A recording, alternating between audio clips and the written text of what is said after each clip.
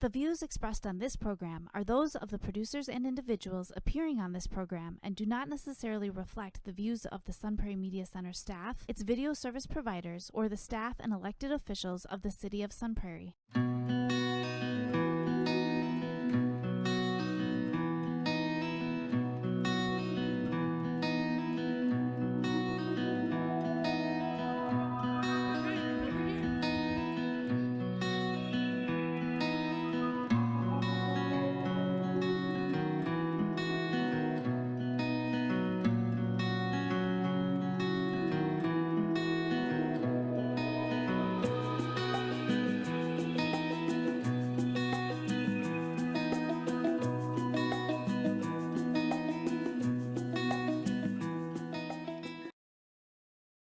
Welcome to Moments of Strength. I'm your host, Mary Kaufman. In this show, we celebrate the incredible resilience of mothers, showing up through life's challenges, growing through every triumph, and carving out space for their own passions and identity. We're here to uplift and reassure every mom that you are not alone and that asking for help is a powerful strength. Each episode brings a story of motherhood's beautiful chaos. I'm happy you can join us for today's inspiring journey. And today's guest is Monica. So thank you for coming, Monica. Well, thanks for having me. I'm so excited to be here and share stories of motherhood and life and my passion for living a good life. Yeah, I'm so happy you could make it. And so what we'll do today is we'll walk through a little bit of how you grew up, and that sometimes helps, all of us make connections to the paths that we take in life. So we'll talk a little bit about that, and then we'll follow your journey to and through motherhood, and then also talk about your personal and professional pursuits and how you manage that, and struggles and challenges if they come up, how you worked through those. And really the aim of the show is to be supportive to other mothers and parents who are watching through stories of life experiences. So thank you for coming. And if you can just tell us a little bit about, begin at the beginning as much as you would like to share. I was reflecting on my way over here today about the themes in my life, and I've boiled it down to three themes: food, faith, and fellowship. And I grew up on the northwest side of Chicago in the 1960s and early 70s, and it was really an idyllic time to be a kid and an idyllic neighborhood to grow up in. Mm-hmm. And it was teeming with kids because I'm kind of a trail end baby boomer. Okay. And so there were always kids around and kids to play with. Mm-hmm. And always be outside. Yeah, absolutely. Always be outside. And the groups that formed my early childhood were really surrounded around my cousins up until about the age of 8. That was like my primary group of people that I interacted with and was friends with, and a few friends in the neighborhood. But I was really blessed that one of my cousins, who was a year older than I, lived just a block away. And so, we grew up Italian Catholic family, so I had tons of cousins on both sides of the family. So a lot of my social life really surrounded around extended family gatherings. And,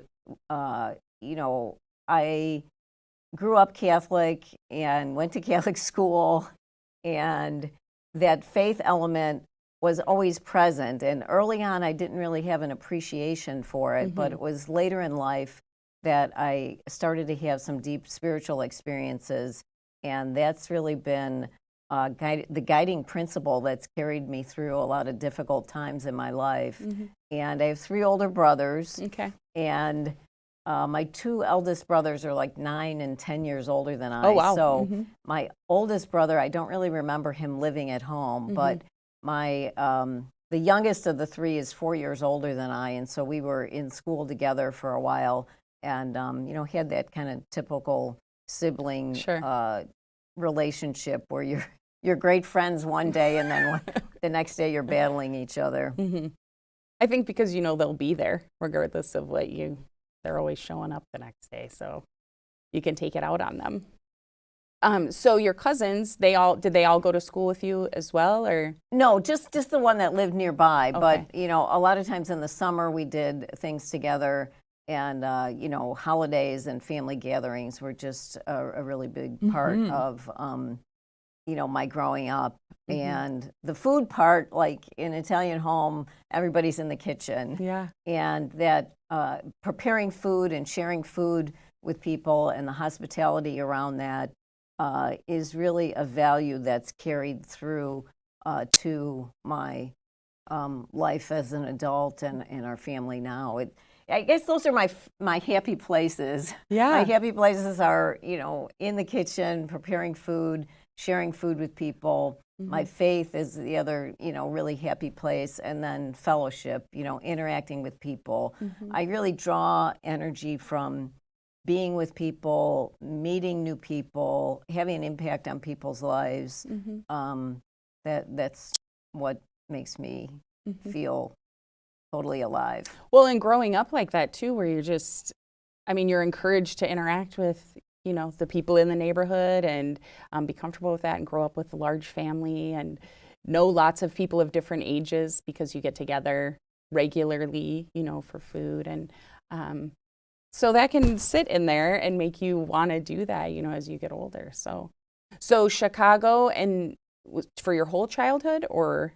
Yeah, it was kind of interesting because I was reflecting on how our lives change as we grow and how they don't change as we grow. And so I had this microcosm of this neighborhood where I grew up, and I was thinking about how, you know, initially I had sort of a parameter of a few city blocks that I was comfortable and felt safe in. And then as I grew older, I expanded that space that I felt comfortable in and that I traveled around in. And, you know, there's that you're traveling on foot, and then you're traveling on your bicycle, and then the bicycle takes you to a broader area.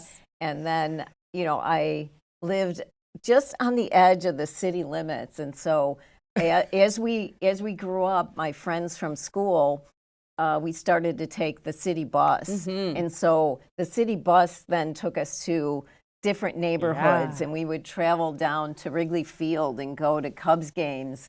And this was in the 60s, and you could get into the bleachers at the ballpark for $1. Oh my gosh. And my mom and dad always had, you know, certain level of financial struggles. So I didn't get an allowance. So I would go scrounging around the house to try to find a quarter, the $1 admission, and, you know, maybe a couple bucks in change to buy, you know, a hot dog at the ballpark. But that was like a big sort of like expanding your territory that you traveled. And then later in high school, I went to Catholic high school as well.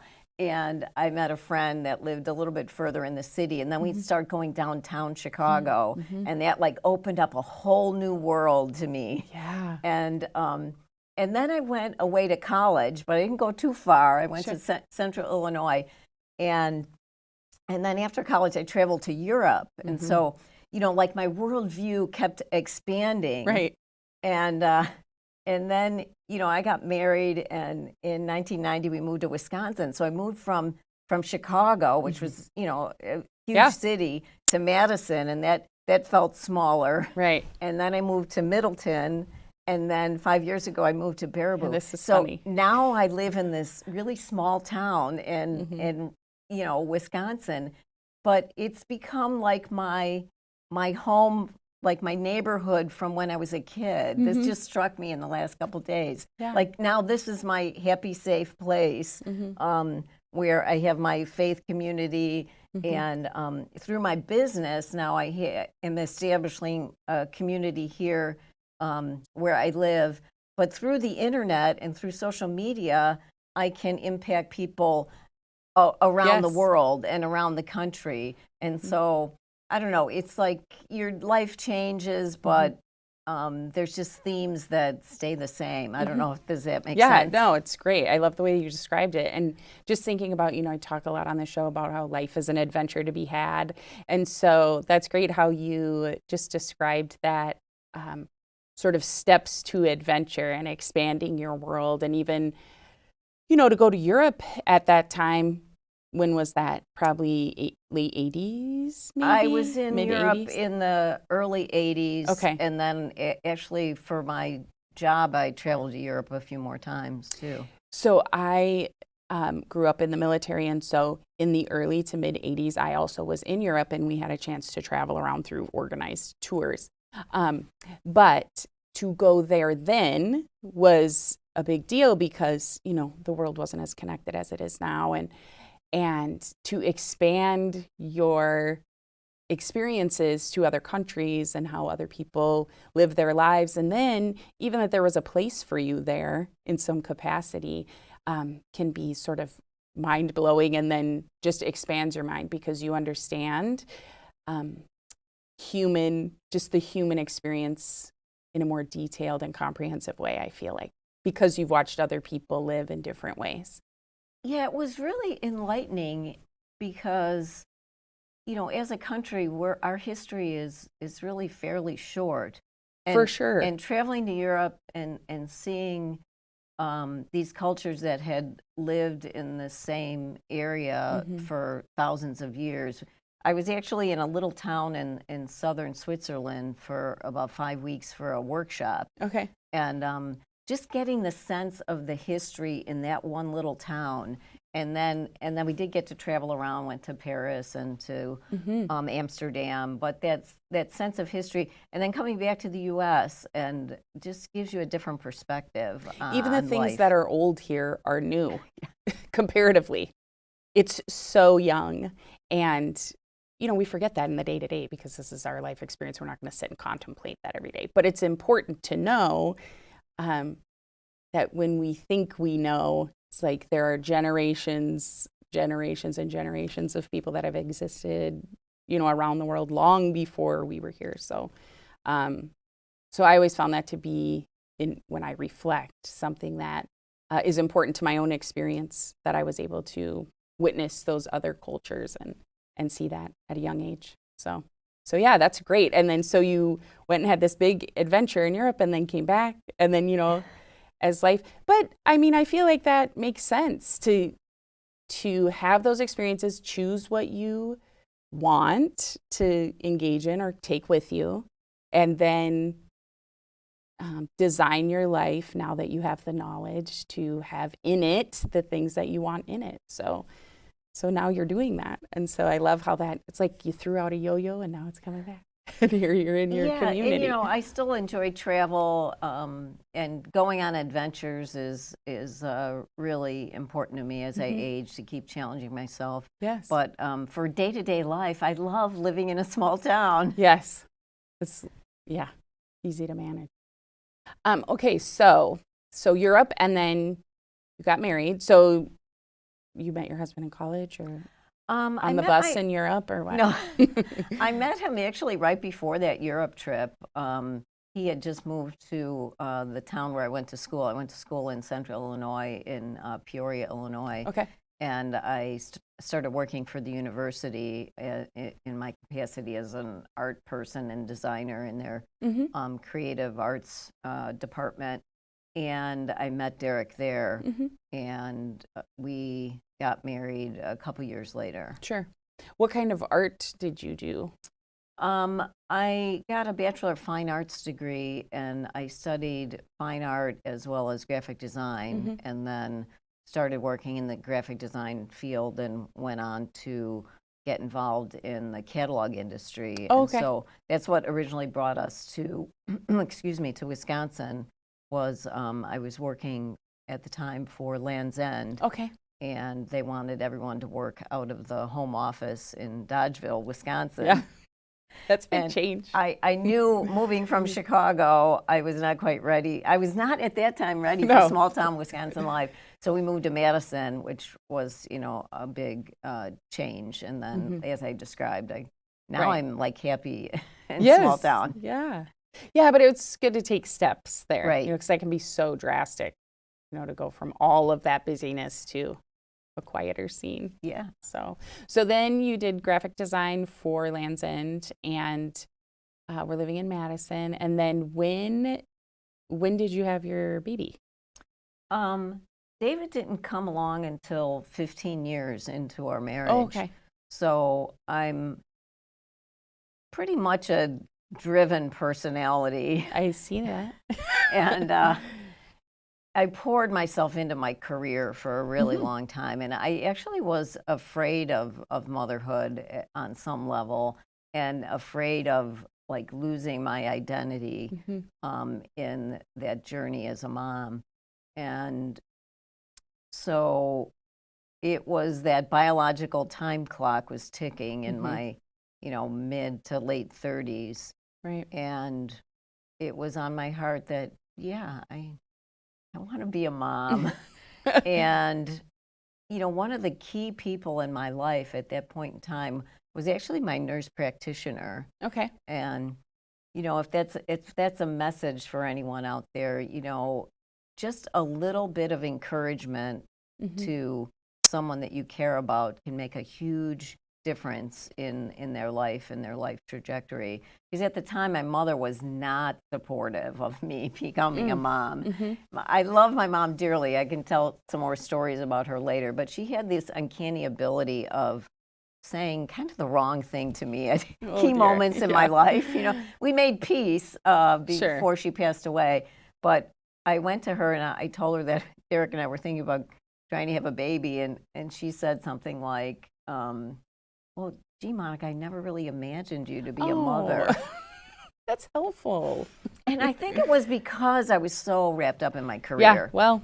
And, but I went to see my nurse practitioner, Kelly, and she said, Monica, you're perfectly healthy. There's nothing wrong with you. There's no reason why you can't have a healthy baby. And so David was born when I was 39. And that's what put me on this trajectory towards healthy living.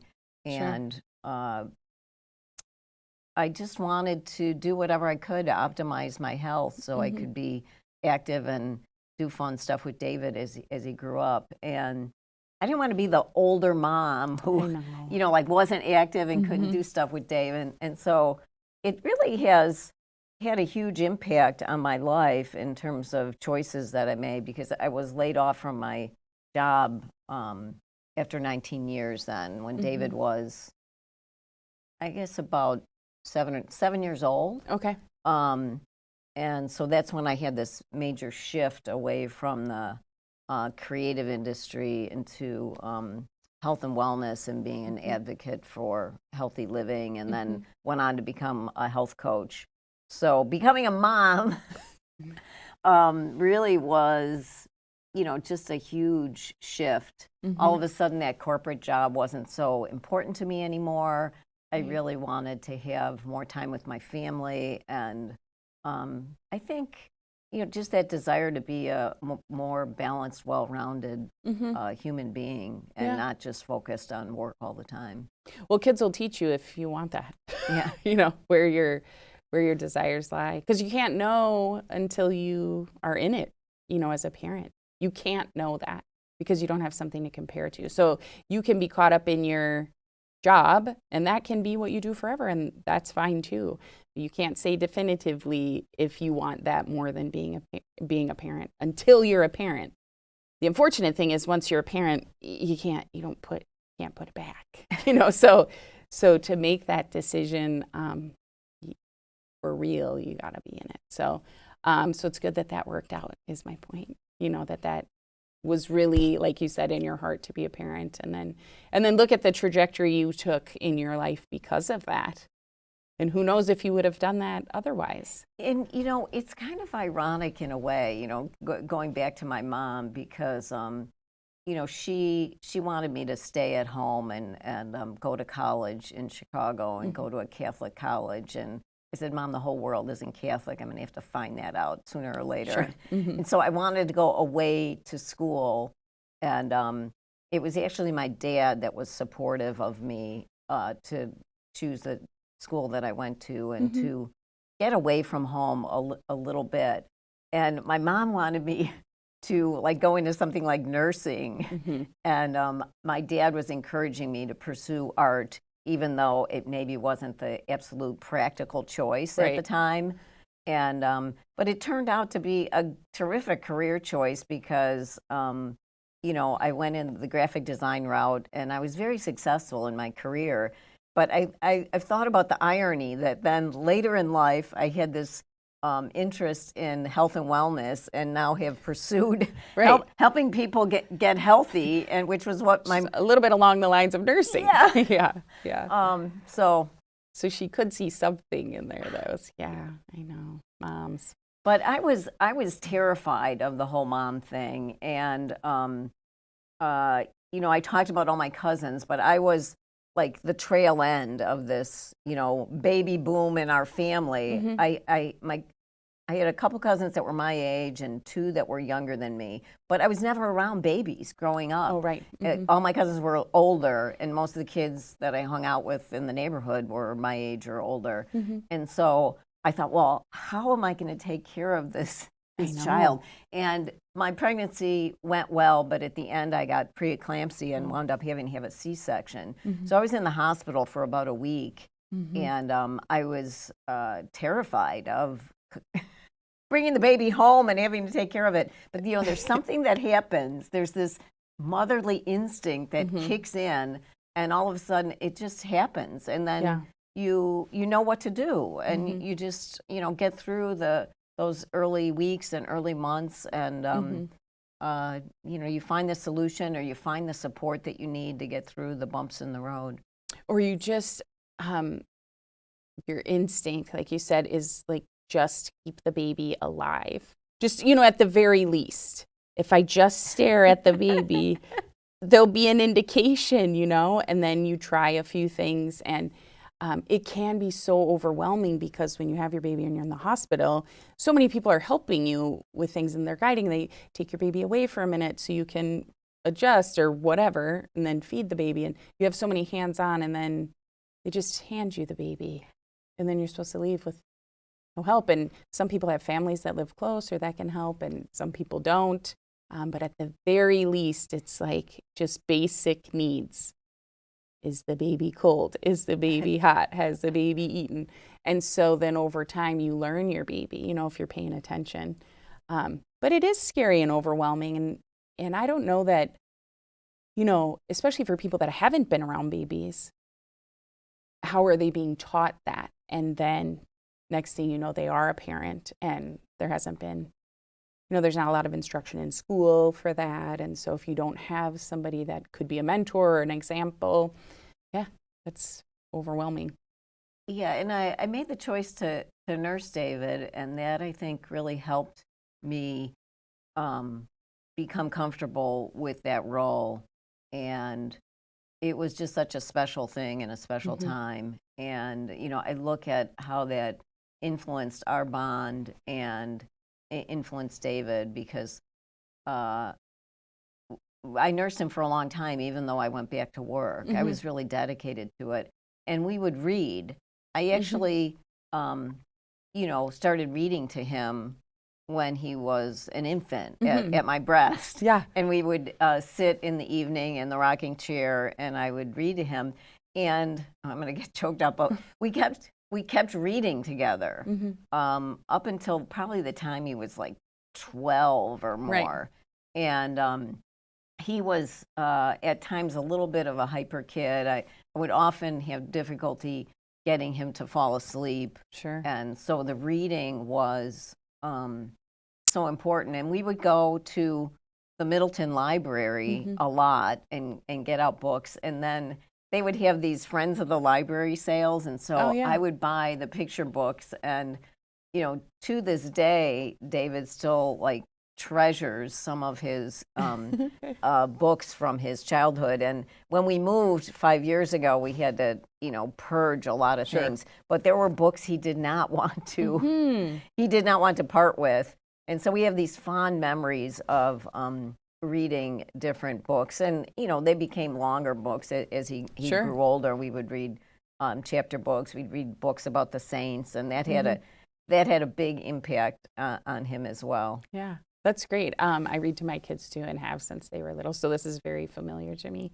And there is something that turns into, if you read at night before bed, you've established that there's this time you spend with your kids before bed. And so eventually as they get older, maybe it's not reading necessarily, although my son and I still read together, and he just turned 11. But we read things like Steph Curry's, it's like Giannis and all the basketball biographies now instead of, the construction book or whatever. But that time you spend, so there's this pattern created where you check in with your kids before bed for a piece of time because you've always done that. And so reading is a great way to establish that. And then the books they don't want to get rid of are really just symbols of the time. It's not like they're sitting there reading that at 28, obviously, or how old, however old. But just seeing the book and the feeling that comes with it and all the memories. It's funny understand. because you said that because David is in the seminary now. He's studying. Oh, is he? He's studying to be a priest, and they had some kind of class where they were supposed to read from a book, and so I can't remember if everybody was supposed to have like a kid's book, but he brought one of his children's books, and that was the book. They were supposed to dramatize the book, and so he did really well with that. Yeah, maybe practice for the homily to dramatize the story. So that's great. I mean, all those memories, think of all the memories you read all the time. That's great. So, okay, so now I think you said he was 7 when you lost your job and then decided to. So how did that come up? So you lost your job and then you made a decision to do health coaching, or how did that happen? Well, I'll maybe backtrack to early in our marriage and share some of the trials that we came through in our marriage. We had really 2 kind of dark and challenging chapters in 40 some years of marriage. And one of them started, with this job loss. But the first one was actually right after we got married. We lived in Texas, and this was the first time I had ever really lived that far away from any support network. Sure. In school, you create a new support network right away when you go away to college. But I was just out of my element. I had no faith community. I had no friends really. And Derek had a history of, kind of a hard life and habits that were, probably a little bit of a warning. But I didn't necessarily want to see it. And so the more I clung to him because I didn't know anyone else, the more he started to run away. And he wound up getting addicted to methamphetamines when this was in Dallas, Texas in the early 80s. And so the first 12 months of our marriage were kind of a big nightmare. And my family had been opposed to our marriage initially. They loved Derek when they first met him, because he's a very gregarious, fun-loving, outgoing guy. Yes. And then when I announced to my Catholic family that I was going to marry this man, they were not happy. And my brothers were calling me and, telling Talk you me, out of it. Yeah. He wasn't Catholic. He was divorced. It was like all the stuff. All the things your parents, But Derek decided to convert to Catholicism, and his previous marriage, we found out, was not really an obstacle to us getting married in the church. And so we were married in the little chapel in the parish where I grew up on the northwest side of Chicago, surrounded by, family and friends. And it was very much a really deep spiritual experience for me. And I felt very much that the Holy Spirit showed up that day and blessed our marriage. And so that covenant bond of our marriage is what held me in the marriage and in our relationship all these years. And so that first year was really dark, For sure. and we wound up making our way back to Chicago. And there were periods of time when I wouldn't live with Derek because it was just too crazy. much, yeah. And then we would get back together, and he'd have a little bit of a period of some stability. But he was in and out of drug rehab and treatment for 7 years. Wow. And it came to an head. And sometimes you look back in life at decisions that you make and choices. And even today, I am sometimes in awe of some of the choices, the difficult choices that I had to make. And so there's a particular day, this was after, years and years of watching Derek struggle. And he came to see me at the apartment where, we had lived together, but I had to tell him, you can't stay here anymore. Right. You have to leave. And I don't know how I had the courage to do it, but he had nothing at that point in time. He had no friends. He had no job. He had no car. He really had nothing. And I was married to this man, and I told him, you can't stay. That is huge. And I can remember looking out the window and watching him walk down the street and not knowing where he was going to go, but knowing that I needed to do this. And, I shared some of my story in a book a few years ago, and I really call it a miracle moment because Derek made the choice, and he walked about 12 miles and checked into a rehab center where he was for a month, and then he went on to a psychiatric hospital for another 3 months. And that was the beginning of a recovery for him. And it wasn't perfect after that. And then later that year is when I moved to Madison for my job.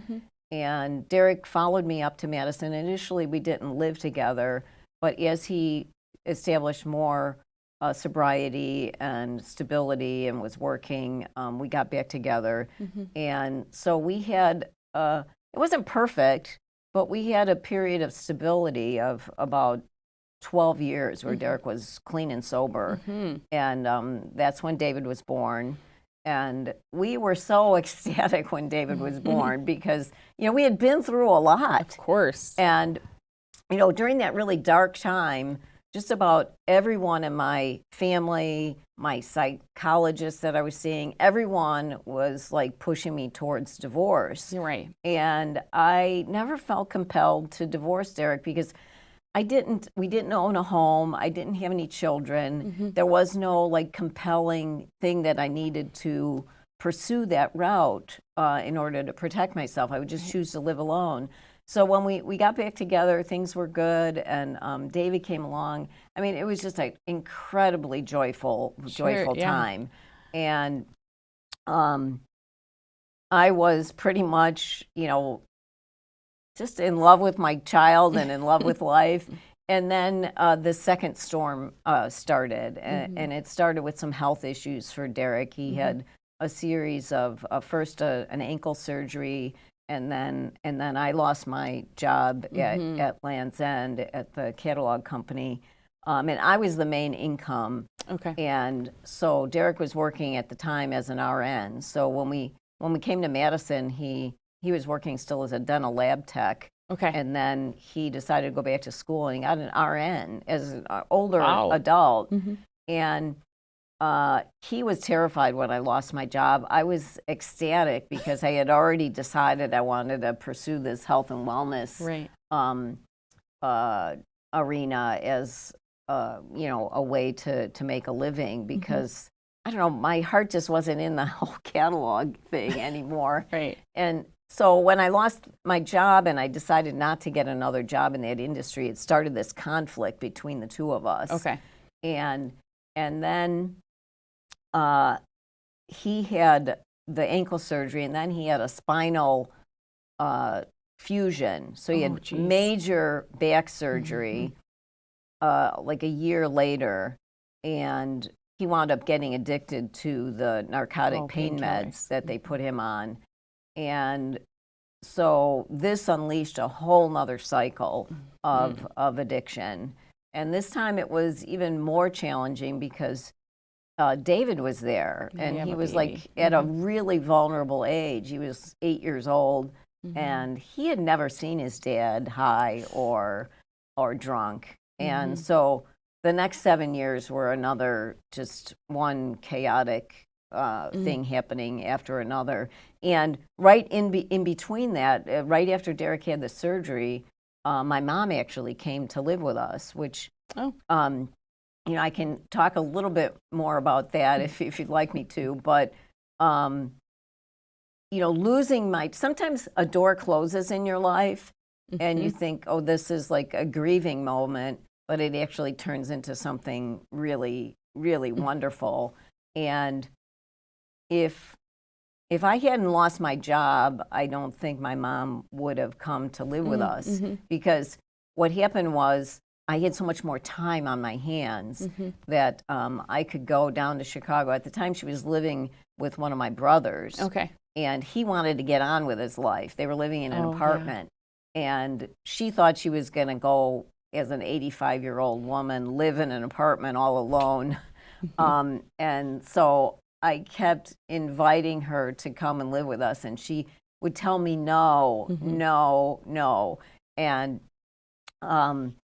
you know, in terms of the gifts that my husband has given me, he had a special relationship with my mom. And the fact that she eventually agreed to come and live with us was really another miracle moment. And I think it was a lot because of her special relationship, well, with me, but with Derek. Course, right. Because she never wanted to impose on us and on our life.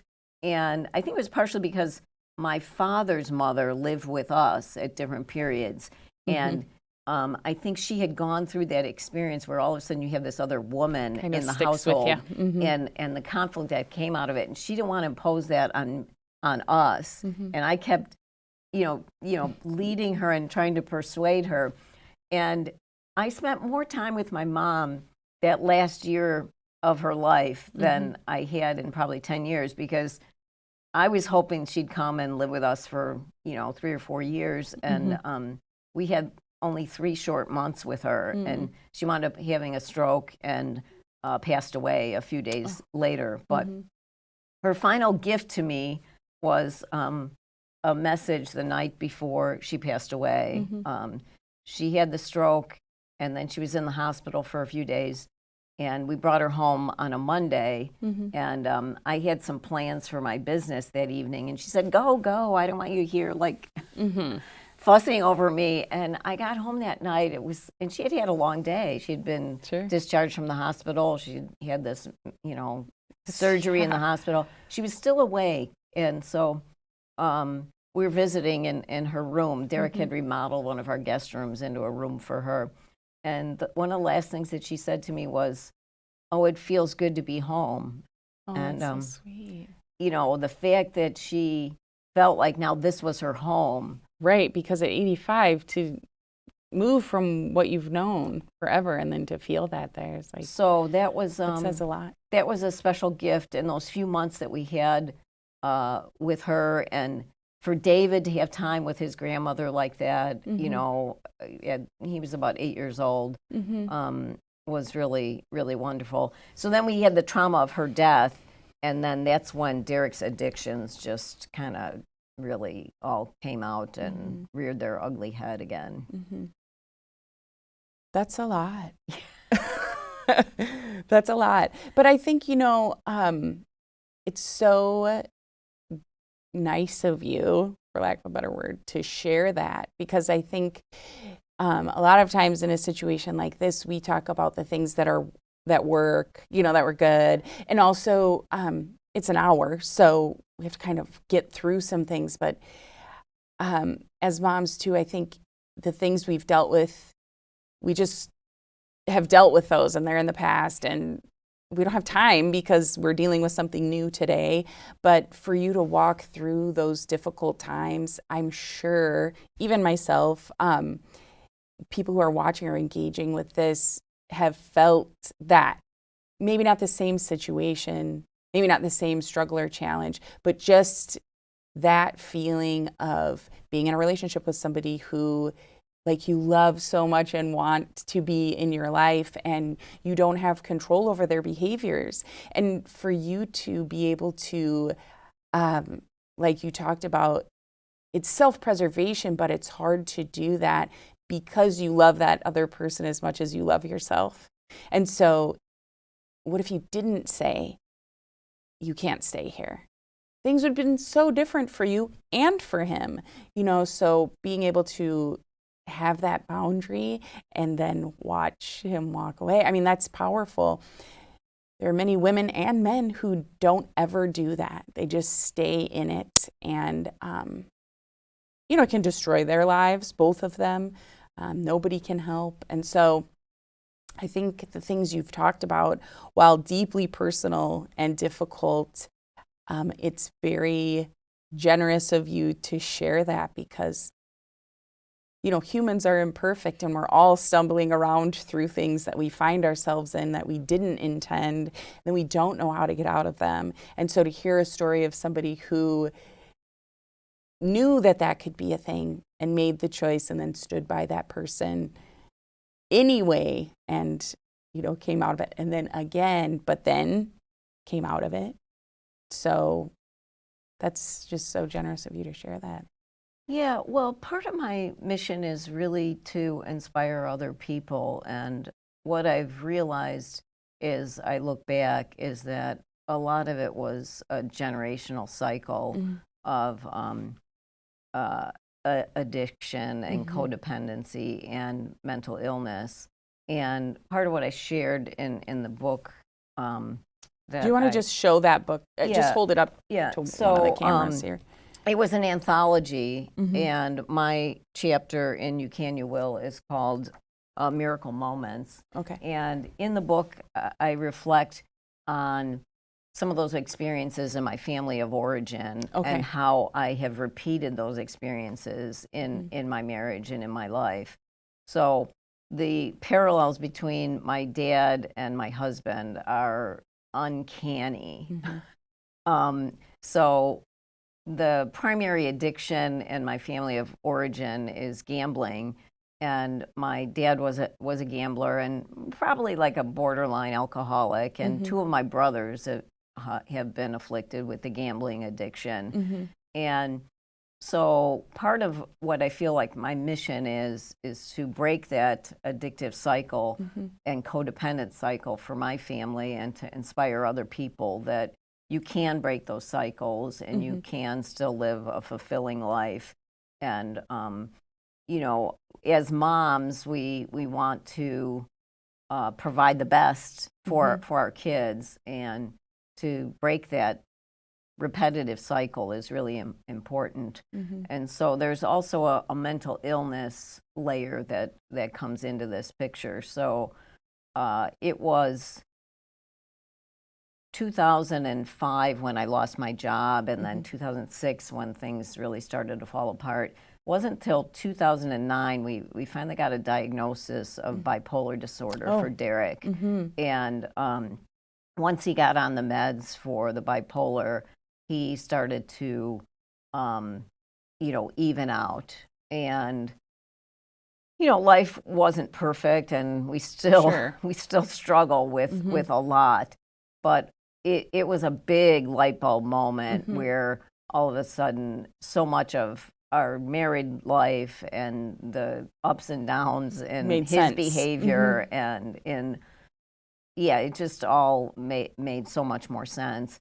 And the ironic thing, or maybe not so ironic, is that my dad got a diagnosis of bipolar disorder as an elderly man. And I look at what originally attracted me to Derek, and you don't see it at the time, but they're very similar in terms of this kind of gregarious, outgoing people kind of person, but sometimes slightly irresponsible and unpredictable. And so the big life lesson that I think is one that we learn over and over and over again is what you referred to a little while ago, that we really cannot control other people. And trying to control situations and other people is just a recipe for frustration. And learning to accept people the way they are, love them the way they are, and not have that expectation that they're going to change to meet your concept of what you think No, they you're ought right. to do. And now it's still a challenge because Derek is a little bit older than I am. He has a lot of chronic health issues besides the bipolar, and he has COPD, and my dad was a lifelong smoker and had COPD and emphysema. The parallels are like so uncanny. So I had to watch my father as an elderly man, be hooked up to an oxygen tank, and he eventually died of complications of pneumonia just a couple months before David was born.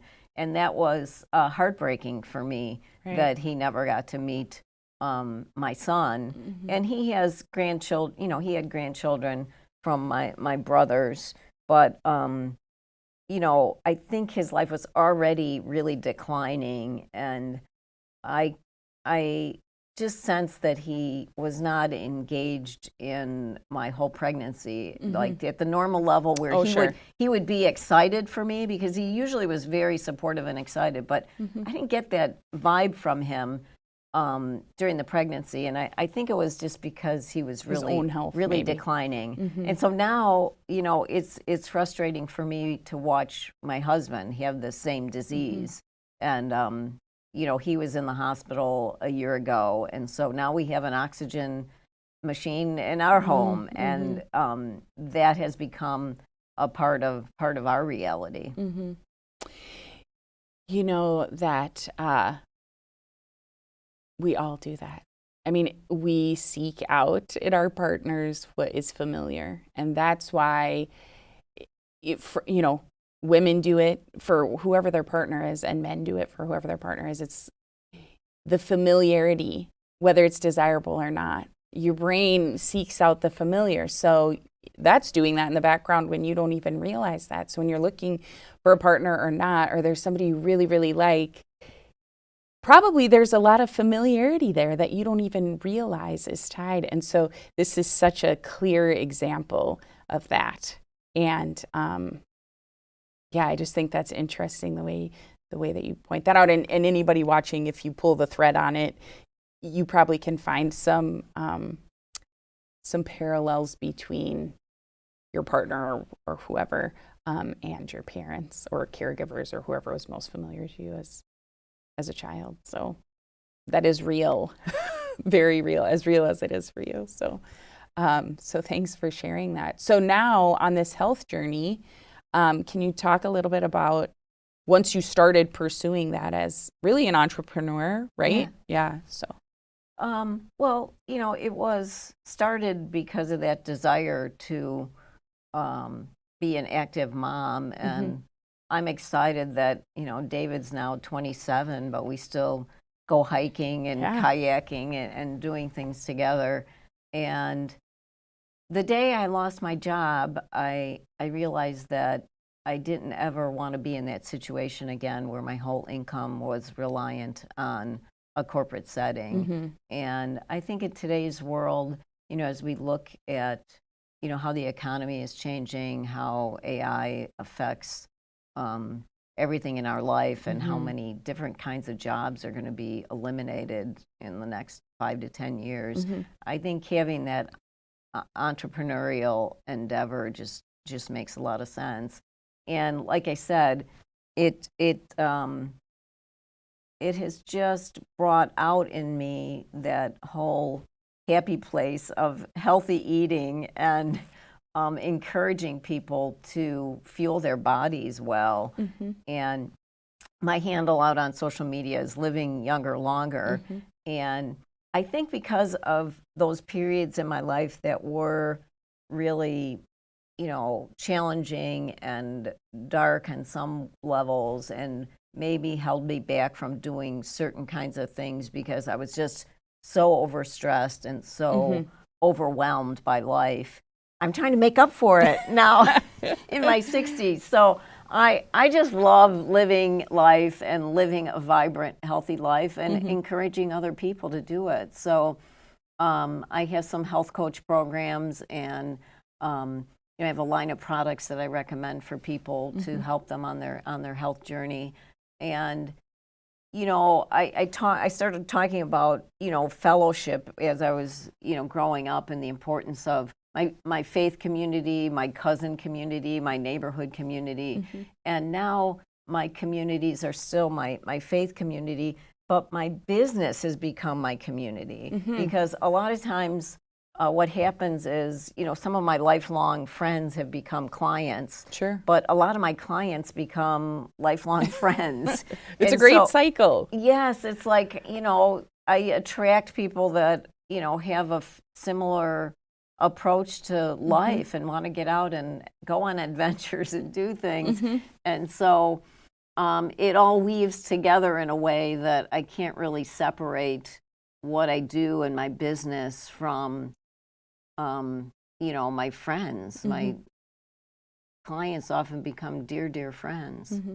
Well, this is a goal. I mean, this is what people want in life, is to spend their days doing something they enjoy with people they enjoy doing it with. And, many people are working for companies, and they should do that, and that is what they want to do. But collectively, you hear so often, I wish I could do X, Y, and Z for a living, and then be in something that you enjoy all of the time and be your own boss, not be taking direction maybe from somebody else. So you're actually doing that through all of your trials and all the challenges and all of that. I mean, that really speaks to the strength of your spirit as a person. And despite the things that got in the way, maybe they didn't get in the way. Maybe they taught you what you're capable of and encouraged you, to know that you could do this at some point in your life.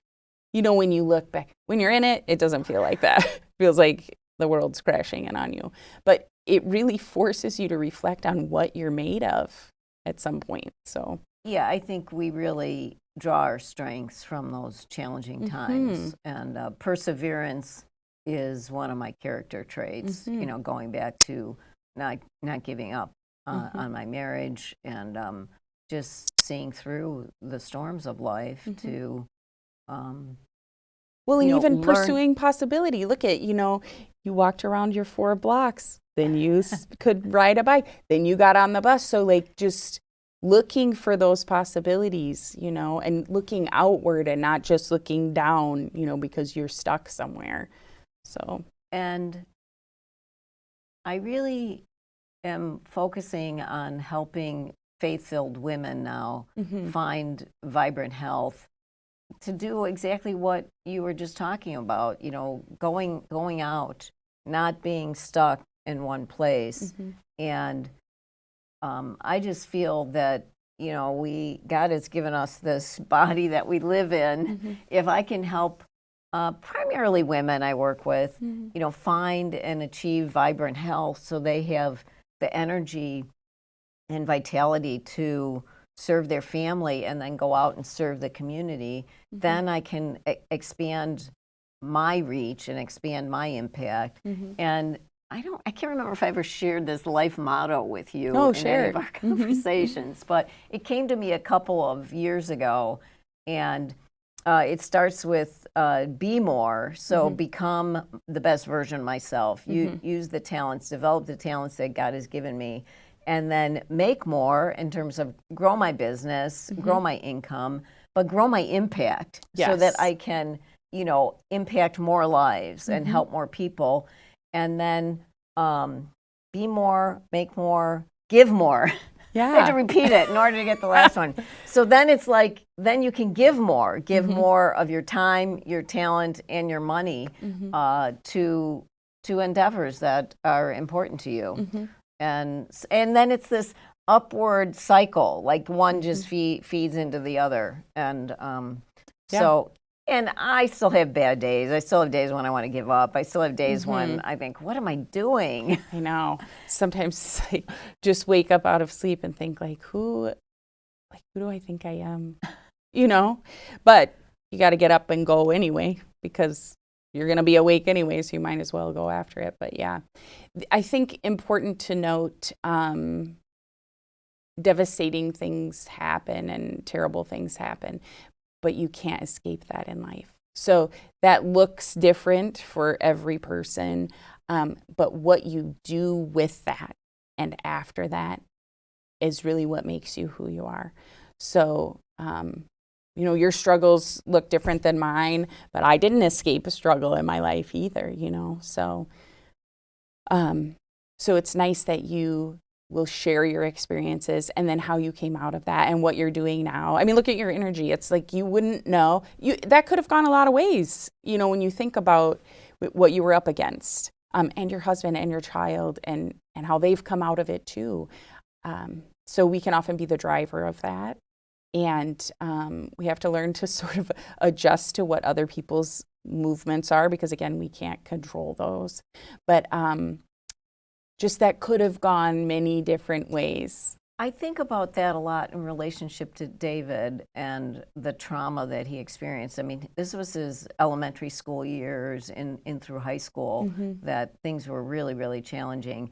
And now his choice to serve the church and become a priest. And he had a talent from or a character trait from a very young age of having empathy. And, it could have gone a much different way for him. Like he could have rebelled. I mean, there's always that rebellious time in high school. But he could have gone on a path towards an addictive life. Oh, sure. He could have really harbored a lot of anger and resentment towards his dad. And there were periods when he had that, for sure. But it's been so rewarding in the last few years to see him go through a lot of healing in relationship to his relationship to me and to our family, but particularly in his relationship with his dad, and to see tender moments and know that he really loves his dad, and in spite of some of his father's shortcomings, is just been wonderful for our family in the last few years. So that's great.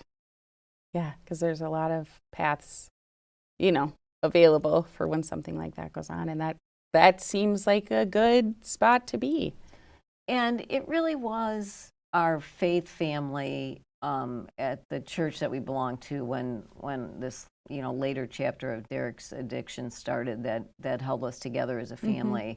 And you look at sometimes life choices that you make that open up certain doors, and we wound up moving when David was 4 years old, and that led us to send him to a Catholic school and open the door for these friendships that we developed. And to this day, two of his best friends in life are two of his classmates from Catholic school. And they're young men now, and some of them are married and getting married. But those relationships and those families were our safety net. And if I have another message for your audience is really to build community and ask for help, and know that you don't have to do it alone, and that it's okay to ask for help. But it was my faith in God. It was God's providence, and it was some of the people that were brought into our life that really became the safety net that kept our family from absolutely unraveling during this chaos. And there was a particular episode where I was able to reach out and really rely on those people, and they kept me in a place where I could get out of bed and function at a time when I really wanted to give up. Mm-hmm. It's so important. And I think on just about every episode here, the guests will always bring up that you should ask for help, and you shouldn't feel like you can't ask for help, and people want to help. And as moms, we want to help, but as moms, we don't ask for help. So there's a real disconnect there, because you want to help me, but I don't want to ask. But I also would help you, but you don't want to ask. So what are we doing? As a community of moms, we can be uplifting and holding each other up, and providing resources, or even just being a reason for you to get up in the day. So people should be part of that and not be afraid to ask. Well, I think sometimes there was a hesitation because you have this perception that everyone else's life is great and wonderful, and that you hold back on being real about your pain, because the pain is so intense, Mm-hmm. and be real about what's happening in your life, because you're embarrassed on some level, Mm-hmm. or you're ashamed on some level, or you're just overwhelmed, and Mm-hmm. and you think, how can I share this with other people? Mm-hmm. And then sometimes, it can turn into like resentment or Mm-hmm. jealousy For sure. of other people. And so I try, even to this day, to nurture a spirit of gratitude, because I can still fall into, being angry that my husband can't do things with me. Mm-hmm. Yeah. I'm this like vibrant, energetic, Yes. 66-year-old lady, and I can't do much of anything with Derek anymore, Mm-hmm. because he just he's not physically able Right. to do much. So if I can nurture some gratitude every single day, it Mm-hmm. helps me to prevent myself from falling into that Mm-hmm. anger, resentment, bitterness, jealousy mode. Yeah. I understand that. And I think, too, reaching out to somebody else also heals something in them. So even if you could frame it up that, like, okay, you don't want to ask for help because the expectation is we've got it all together, we don't. But the expectation is I have it together because she has it together, and so does she. But if you could frame it up like giving someone else an opportunity to heal because there's something in them that needs to be healed, and by helping you, they have purpose and can feel that. That's even another way to look at it, instead of just feeling like you're a burden on somebody, or you're putting someone out because you're asking for something. Yeah. I feel like we have a long road to go with that, but that has been the message from just about every guest, is like, I want to help, and I will help, and it's hard for me to ask for help. Right. So little by little, maybe we can chip away at that. And speaking of help, can you talk a little bit about your current business? Because we should let people know. So if they see this and they want to get a hold of you, or just talk a little bit about what you do, what it's called, and how they can get a hold of you. Yeah. So my business name is Eco Wellness, and I am a certified health coach. And my new program that I'm really excited about is called Jumpstart to a Healthier You. Mm-hmm. And it's a way to help primarily women, as I said, Mm-hmm. Get a jump start to the healthy habits that we know we need for finding vibrant health. So it's 4 weeks, and we do a detox the first week, and then we learn about core nutrition, how to fuel your body. Week 3, we talk about muscle and metabolism and the importance. My main health risk is osteoporosis. So I really love educating women about what they need to do to maintain their bone mass and their muscle mass as they age. And then week 4 talks about all of the other stuff, stress and spirituality and sleep. And the program that I went through from the Institute for Integrative Nutrition was based on theory or a principle called primary food and secondary food. And so secondary food is the stuff that we eat. And I love educating people on eating well. But primary food is all the other stuff in our lives. A lot of the things that we talked about today, our career, our spirituality, our community, and how that feeds into a holistic view of healthy living. And so I like to work with people on both of those areas, the primary health and the second primary food and secondary food. So yeah, I would love to have a conversation with anyone that would like to learn more about what I do and how I help people. Okay, that's great. And the primary food thing makes so much sense because those things we're involved in steer us to the things we eat.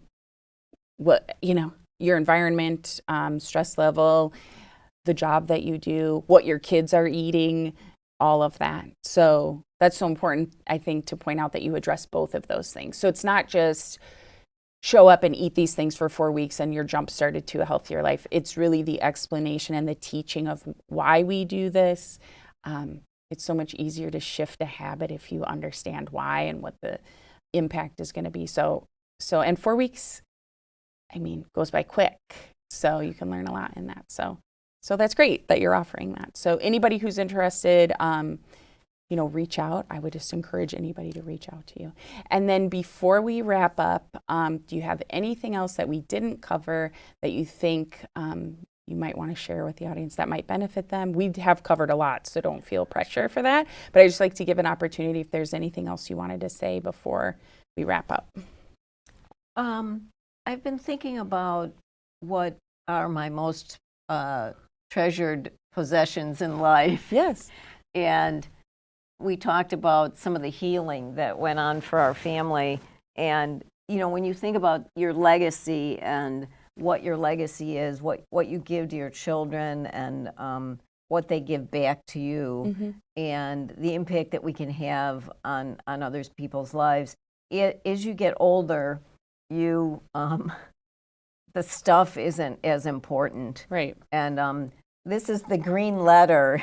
This is probably my most treasured possession in life. And it represents that healing that's happened for my son. And since, we're talking a lot about parenthood, I thought it might be a nice way to wrap it up. Yes. But he wrote me this letter 4 years ago on Mother's Day, and he shares about the life lessons that he learned from me, and that. Oh my gosh, that's a great gift. So I'll just read a line from the letter if I can get it out without starting to cry. You could have warned me about this. I said you could have warned me about this. Okay, yes. Well, it just came to me this morning. I am a wholly capable man who desires the truth and to do God's will. This is true because of you, not in spite of you. I thank God for blessing me with you, Mom, and you for trying your best to do his will. Love, Dave. Oh my gosh. So, in today's society where we're texting and we're just very hurried in our communication with people, I think taking the time to write a letter to someone that you care about, whether it's a letter to your children or a letter to your spouse or a letter to a friend that has had a huge impact on your life, I think you could be creating their most treasured memories and possessions in life. So I just think we have an incredible capacity to love and to serve and to be a positive influence on other people's lives. So that would be my closing message. That's lovely. I love that message. Thank you for sharing that. That's very meaningful. And thank you for coming on. This has been great. It's been so nice to get to know you. And I think the things that you have shared have been important and impactful. And just your offer to talk to anybody who wants to get involved with healthier living is fantastic to put that out there. Yeah. And if people want to talk about, you know, the whole codependent cycle and how to break through that. I'm happy to talk to people about that as well. Okay, great. Thank you so much for coming on, Monica. Yeah, thanks for having me. Okay, so don't forget to keep your perspective, but don't be afraid to step into somebody else's like we did with Monica today. It was lovely to have her on. Stay resilient, keep showing up even when it's hard. You need it, your kids need it, your family needs it, we all need it. So keep being resilient and showing up. Continue to pursue your goals and have goals, and even the smallest steps are steps in the directions of those goals, so keep that up. And don't forget, you're in a community of 2 billion mothers around the world, so you are not alone, and we are here for you. Thank you.